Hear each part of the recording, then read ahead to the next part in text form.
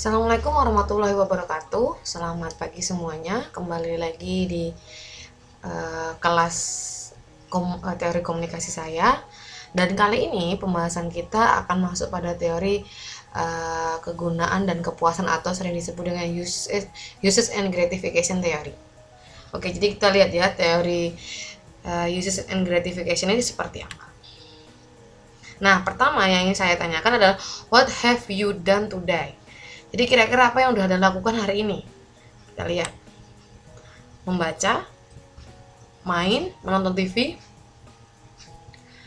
melihat media sosial, melihat notifikasi Facebook. Nah, kira-kira apa yang Anda lakukan?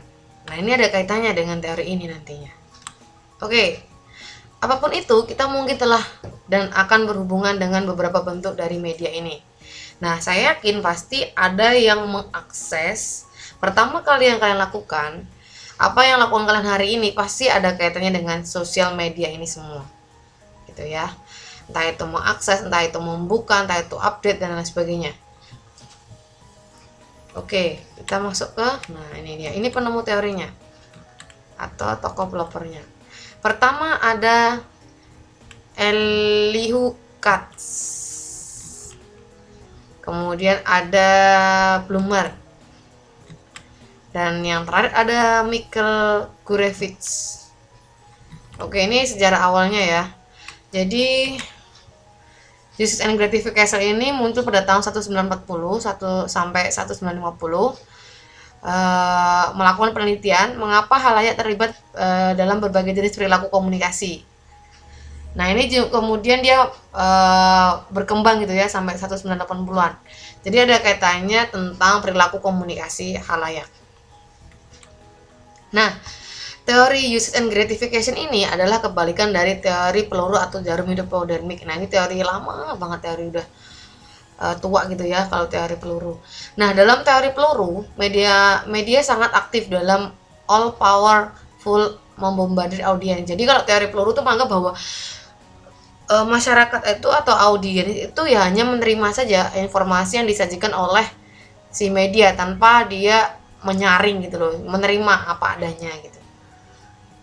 Kemudian kalau kita ngomongin teori uses and gratification itu berbeda karena dia ditekankan pada bahwa audiens itu aktif untuk memilih mana media yang harus dipilih untuk memuaskan kebutuhannya. Jadi teori uses and gratification ini tadi ada kegunaan dan kepuasan. Bagaimana seseorang audiens itu dapat memilih atau akan membuat pilihan ingin menggunakan media apa dan kiranya media itu yang memenuhi kepuasannya dia ketika menggunakan media gitu. Jadi ada kaitannya dengan pemenuhan penggunaan dan juga kepuasan terhadap media yang dikonsumsi itu. Oke. Kita masuk ke ini. Teori ini menyatakan bahwa orang secara aktif mencari media dan muatan isi tertentu untuk menghasilkan kepuasan atau gratification tertentu. Jadi, teori ini menganggap bahwa masyarakat itu aktif gitu, bukan hanya pasif tadi kayak teori peluru ya, aktif untuk mencari sendiri media mana yang ingin mereka konsumsi, tergantung dari isinya, yang kemudian itu dapat memuaskan si audiens tadi gitu loh. Studi dalam bidang ini memusatkan perhatian pada penggunaan atau uses isi media untuk mendapatkan kepuasan. Jadi entah informasi yang bagus, informasi yang lengkap, informasi yang terbaru itu kan bentuk dari isi media tadi. Kemudian menimbulkan kepuasan karena dia baru, jadi orang puas ngebacanya gitu kan, karena kemudian dia dapat informasi yang terupdate gitu sehingga dia puas atas pemenuhan kebutuhan seseorang. Dari situlah timbul istilah uses and gratification. Dengan demikian, kebutuhan individu merupakan titik awal kemunculan teori ini. Jadi kalau kita berbicara mengenai teori uses and gratification, itu berkaitan dengan teori kebutuhan akan konsumsi media itu ya oleh individu. Oke, berikutnya kita masuk ke asumsi teorinya. Jadi asumsi teori dari teori uses and gratification ini adalah pertama, audiens itu aktif dan berorientasi pada tujuan ketika menggunakan media. Jadi masyarakat tuh bukan lagi pasif tapi aktif untuk memilih sendiri gitu, yang kemudian ada tujuan ketika dia menggunakan media tersebut. Saya lebih cocok menggunakan media Twitter misalnya karena dia terupdate, kemudian dia bisa ada linknya, kemudian dia lebih apa ya, lebih dapat diukur gitu ya keabsahan apa beritanya gitu misalnya, karena ada link aslinya. Nah, ada juga yang lebih suka menggunakan media Facebook misalnya, karena semua berita apapun bisa ada di situ. Kemudian kita juga bisa melihat aktivitas-aktivitas dari orang pengguna yang lain misalnya di situ. Kemudian ada lagi yang lebih suka menggunakan media apa misalnya Instagram atau yang lain gitu. Inisiatif untuk mendapatkan kepuasan ditentukan oleh audien. Jadi kita sendiri orang yang ingin mengkonsumsi atau menggunakan media itu yang kemudian dituntut untuk memilih sendiri gitu, untuk memiliki inisiatif.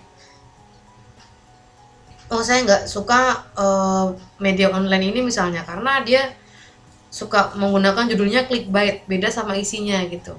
Judulnya doang yang wow, tapi ketika diklik isinya beda. Nah, itu kan karena itu inisiatif kita, tergantung dari kepuasan kita untuk mengkonsumsi media itu. Media bersaing dengan sumber kepuasan lain, jadi media juga bisa bersaing juga dengan sumber-sumber kepuasan lain, misalnya televisi tadi, media apa sosial bersaing dengan media televisi, atau misalnya bersaing dengan kepuasan yang lain, hiburan-hiburan yang lain misalnya, bisa juga. Audiens sadar terhadap ketertarikan atau motif penggunaan media. Jadi audiens itu cenderung ke sadar ketika saya misalnya saya menginstal semua media sosial, tapi saya sadar ketika saya lebih tertarik menggunakan Facebook misalnya, karena lebih tertarik di situ, lebih lengkap di situ menurut saya, karena motif dan penggunaan media saya lebih suka ketika menggunakan Facebook. Nah, itu kan secara sadar gitu ya. Kemudian penilaian isi media ditentukan oleh audien. Nah, untuk isi media sendiri ya tergantung dari kita yang mengkonsumsi media tersebut, apakah kemudian kita menganggap bahwa media itu terlalu berlebihan, atau media itu isinya clickbait, atau mungkin media itu apa ya, tidak terkini. Itu kan tergantung dari kita yang mengkonsumsi medianya, tergantung dari si audiensnya. Oke, berikutnya 3 fungsi utama dari ini itu ya. 1. Memberitahu audien mengenai apa yang terjadi di sekitar mereka, surveying the environment. Jadi bisa saja digunakan ini fungsi utama media ya, memberitahu, karena media itu kan memberikan informasi, pasti apa yang terjadi di sekitar kita sering diberitakan itu, entah itu kalau misalnya kita mau lihat apa yang terjadi di lokal kita, berarti kita nonton televisinya lokal atau berita-berita yang memang menampilkan berita lokal. Kemudian kalau secara luas berarti nasional kayak gitu kan, memberitahu audiensnya. Atau yang internasional juga bisa membantu audiens untuk memahami lingkungan sekitar secara lebih akurat. Jadi kadang kita nggak ngerti kalau di dekat tempat tinggal kita misalnya terjadi pembunuhan karena kita mengakses media. Jadi kita lebih akurat untuk ternyata ada kejadian seperti ini, dan lebih jelas gitu ketika kita, karena kalau di media itu kan tidak sembarang langsung orang menuliskan begitu saja, tapi kadang mereka juga dikonstruksi dulu ya, dibikin dulu sebelum dipublish misalnya di media online, berita online kayak gitu. Yang berikutnya itu menyampaikan tradisi dan nilai-nilai sosial kepada generasi audiens selanjutnya, transmit social norms and customs. Jadi fungsinya juga bisa berkaitan dengan dari generasi ke generasi, menyampaikan tradisi nilai. Misalnya anak-anak zaman dulu sekarang itu nggak tahu apa budaya-budaya ketika klenik-klenik zaman dulu, tapi ketika nonton film-film Susana atau film-film zaman dulu yang diproduksi dulu, jadi mereka tahu gitu, mentransfer nilai gitu ya. Itu utama media. Atau kita melihat sejarah-sejarah yang terjadi misalnya melalui media gitu kan. Jadi bisa saja menjadi transmit social norms tadi. Kemudian tapi juga media juga bisa saja berefek penyampaian nilai sosial kepada generasi itu tidak baik, tergantung dari isi medianya tadi. Seperti misalnya sinetron-sinetron yang membawa dampak yang tidak baik pada nilai-nilai norma-norma yang dibawa dalam sinetron itu, kemudian mempengaruhi norma-norma yang ada dalam masyarakat. Nah itu kan kemudian akan berdampak tidak baik pada generasi-generasi berikutnya gitu. Nah kita kan pasti beda ya, generasi tahun 80-an, 70-an, 90-an itu ya mungkin masih agak mirip-mirip. Tapi udah masuk ke milenial 2000-an ke atas itu udah tradisi dan nilai-nilai sosialnya itu udah beda banget gitu. Salah satunya dipengaruhi oleh media pastinya ya. Oke, apalagi sekarang udah masuk ke era digital media baru, internet media. Kemudian berikutnya masuk ke mana? Oh, ini dia. Sorry. Nah, ini bentuk piramida ya. Jadi teori ini juga membahas tentang aktualisasi diri. Jadi penggunaan media itu karena aktualisasi diri ya, pengen eksis gitu ya, kebutuhan ego. Karena ya orang banyak konsumsi, kenapa kita juga nggak ikutan gitu kan. Orang banyak pakai media itu, masa kita ketinggalan ya gitu, karena ego sendiri. Kebutuhan sosial juga karena bisa menjalin komunikasi dengan lingkungan sosial kita, karena orang semua pakai WhatsApp jadi kita ikut pakai WhatsApp. Karena kalau kita nggak pakai WhatsApp berarti kita nggak bisa komunikasi dengan lingkungan sosial kita misalnya, karena rata-rata menggunakan itu misalnya. Jadi kebutuhan rasa aman dan keamanan juga bisa jadi ketika mereka banyak mengkonsumsi media yang memberitakan tentang berita-berita misalnya, jadi mereka lebih hati-hati, itu bisa juga gitu. Kebutuhan akan rasa aman. Kemudian kebutuhan fisiologis itu ya secara ini sih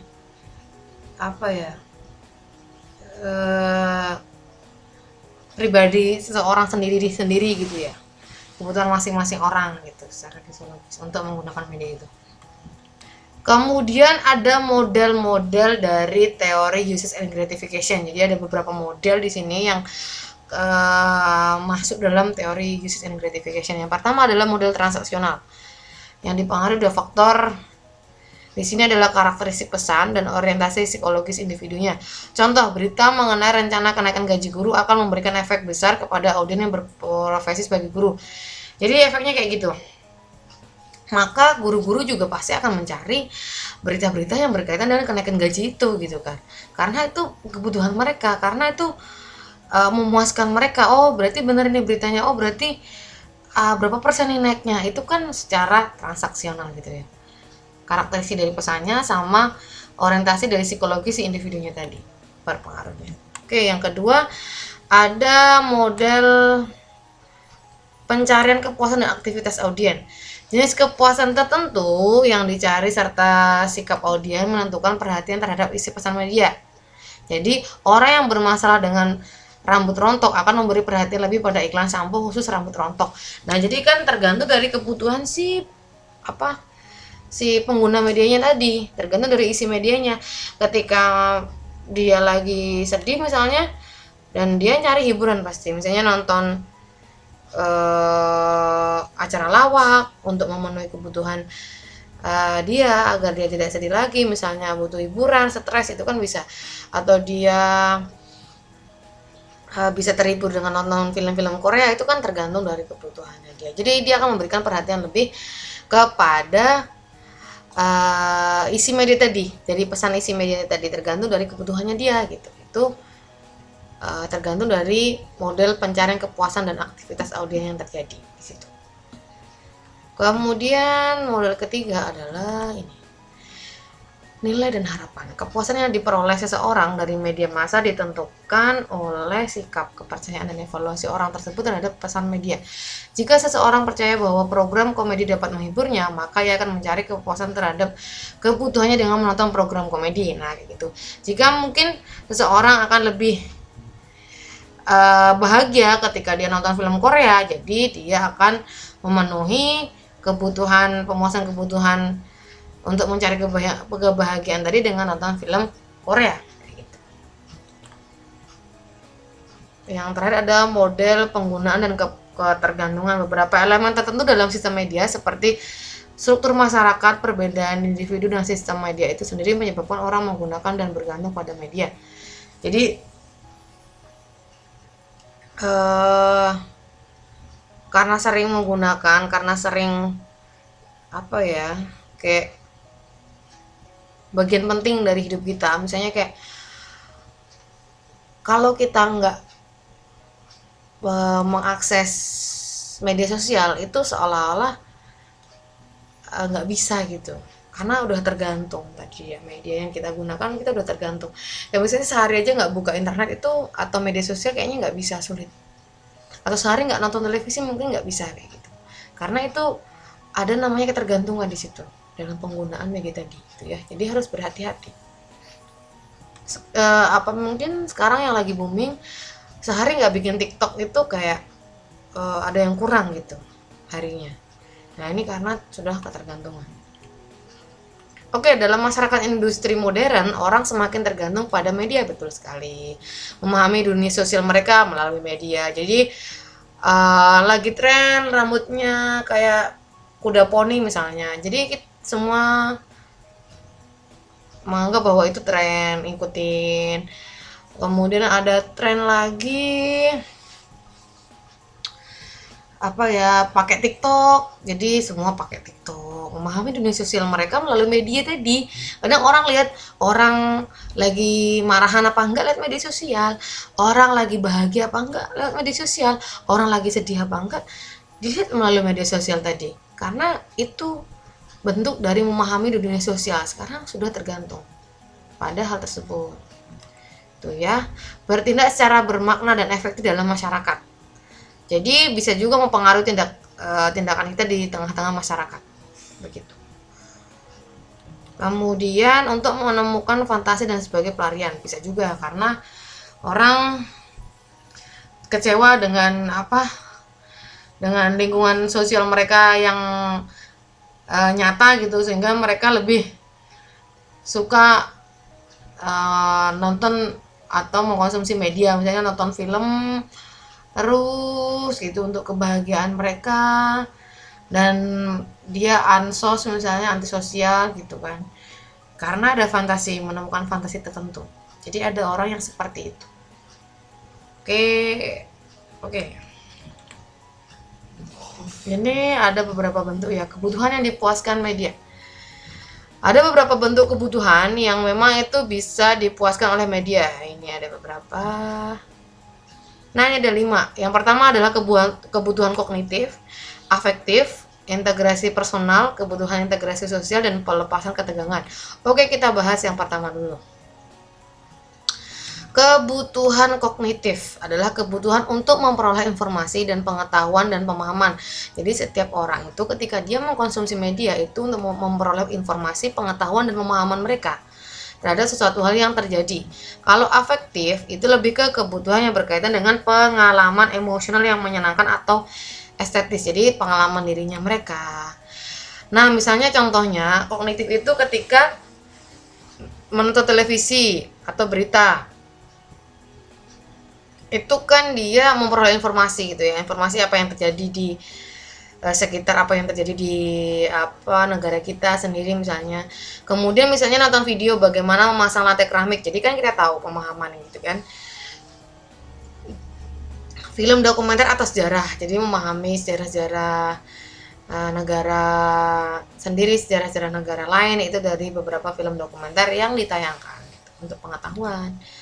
Kemudian kebutuhan afektif itu secara emosional, pengalaman menyenangkan atau estetis itu ketika seseorang nonton film misalnya, jadi dia memiliki pengalaman yang berbeda, nonton televisi, komedi, situasi misalnya, jadi mereka punya pengalaman masing-masing ketika nonton. Misalnya ketika dia nonton di bioskop premier dengan bioskop yang biasa, itu pengalamannya beda-beda, secara emosional beda gitu ya. Kemudian yang berikutnya itu ada kebutuhan integrasi personal. Adalah kebutuhan yang berkaitan dengan peningkatan kredibilitas, percaya diri, dan status. Yang berikutnya, kebutuhan integrasi sosial itu kebutuhan untuk meningkatkan hubungan dengan keluarga, teman, dan lainnya. Contoh dari kebutuhan integrasi personal adalah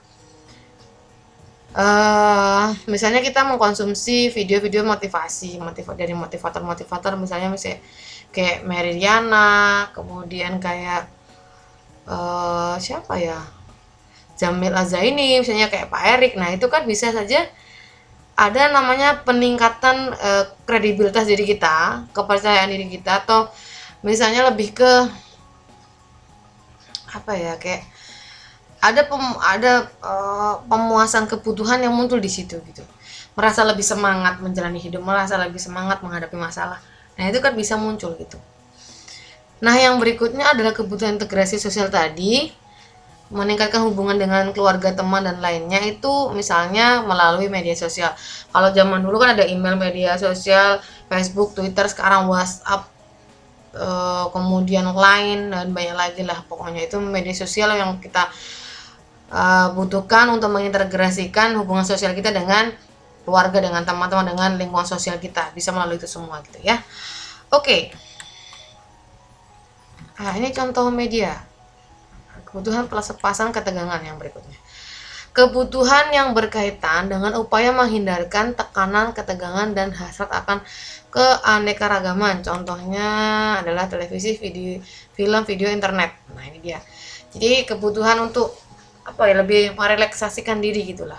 Ketika nonton televisi mungkin orang ada yang lebih suka nonton film, lihat video-video di YouTube misalnya dengan menggunakan akses internet. Nah itu bisa, atau mau akses media sosial. Berikutnya, halayak aktif. Oh, ada beberapa pembagian halayak di sini ya. Dalam teori usage and gratification ada kegunaan, kesengajaan, selektif, keaktifan dari halayak sendiri, aktivitas yang terjadi, dan kesulitan untuk mempengaruhi.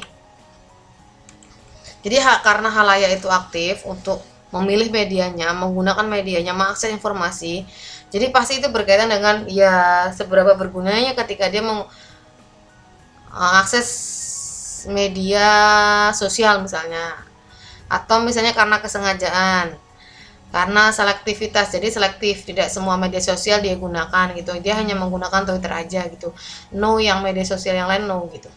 Kemudian ada keaktifan atau aktifness, jadi keaktifan seseorang untuk atau halayak untuk mencari informasi di setiap medianya. Aktivitasnya seperti apa aja, misalnya kesulitan untuk mempengaruhinya. Jadi kadang halayak ada yang terpengaruh, ada yang juga tidak terpengaruh. Jadi tergantung dari si halayaknya. Dia aktif sendiri. Jadi apakah dia yang memutuskan sendiri apakah terpengaruh atau tidak.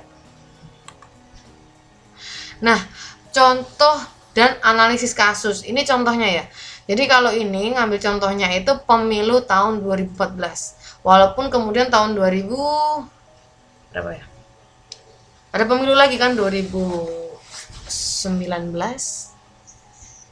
Dan ketika 2014 itu ketika Jokowi masuk ke dalam bursa calon presiden gitu, itu banyak sekali isu yang muncul di situ. Nah, kita sebagai seorang pengguna media sosial, mau kita menggunakan media online, mau mengakses media televisi, mau mengakses media cetak, mau mengakses media sosial, itu banyak tergantung dari kita sendiri. Kita mau menggunakan media apa. Dan dalam kasus pemilihan umum tahun 2014 ini banyak sekali berita-berita yang muncul yang banyak menyudutkan calon presiden pada waktu itu. Itu entah yang dia PKI, kemudian politisi capres boneka dan lain sebagainya, dan masih banyak lagi di situ ya yang muncul dari setiap pemberitaan dari kasus ini gitu. Banyak sekali yang mengiringi pencalonan dirinya ketika masuk bursa calon presiden pada waktu itu. Yang tentunya ada ini ya, ada calon lain gitu. Jadi merasa bahwa baca hal yang negatif yang muncul ketika itu. Nah, tetapi kenapa pada waktu itu malah justru Jokowi yang terpilih? Nah, itu pertanyaannya. Dan itu ada kaitannya dengan teori usage and gratification ini. Kenapa ada kaitannya? Kita lihat di sini. Terpilihnya Jokowi menjadi presiden ke-7 membuktikan bahwa halayak tidak terpengaruh dengan isu-isu dan berita miring yang selalu diberitakan oleh media. Nah, karena halayak sekarang ini bukan lagi yang tipenya model jarum hipodermik tadi. Mereka hanya menerima saja tanpa memilih, tanpa menyeleksi gitu ya. Tapi modelnya usage and gratification, bahwa masyarakat atau audiens atau pemilih di sini, pemilih presiden pada waktu itu mereka akan memilih beritanya, akan menyeleksi isu-isu yang muncul gitu kan. Tidak terpengaruh gitu. Jadi tergantung dari si audiens yang mengkonsumsi berita tersebut. Kalau kita menggunakan analisis usage and gratification. Karena teori tersebut jelas mengatakan bahwa aktif, halayak itu aktif. Jadi dia aktif milih. Oh, ini masih nggak salah, ini masih hoax, ini nggak penting.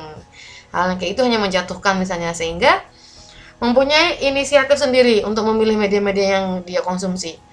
Mempunyai cukup kesadaran diri. Jadi dia secara sadar nggak hanya menerima saja, tapi mereka memilih dengan sadar gitu, dan mempunyai penilaian mengenai isi medianya. Mereka memiliki penilaian sendiri, dan karena mereka udah halayak yang udah aktif, udah pintar untuk memilih isi medianya, sehingga individu sebagai penerima pesan dari media massa akan mencari informasi tentang kasus tersebut, sehingga individu tersebut bisa memutuskan sendiri mana yang benar dan mana yang salah. Nah kayak gitu. Jadi karena dia itu halayak aktif, sehingga dia tidak hanya percaya aja apa isu-isu yang muncul gitu, tapi mereka juga aktif untuk mencari tahu apakah ini benar apa enggak gitu. Apakah ini hanya untuk menjatuhkan, apakah ini hanya untuk black campaign misalnya. Nah sehingga yang terjadi adalah ya tetap terpilih gitu, walaupun banyak kampanye negatif di situ. Dan ini juga terjadi pada pemilihan Presiden Amerika pada waktu itu, Donald Trump, bahwa kita berpikir bahwa Hillary Clinton itu akan menang dibandingkan Donald Trump, karena pemberitaan media mengenai Trump itu sangat luar biasa. Bahkan banyak isu-isu yang muncul ketika dia mencalonkan itu.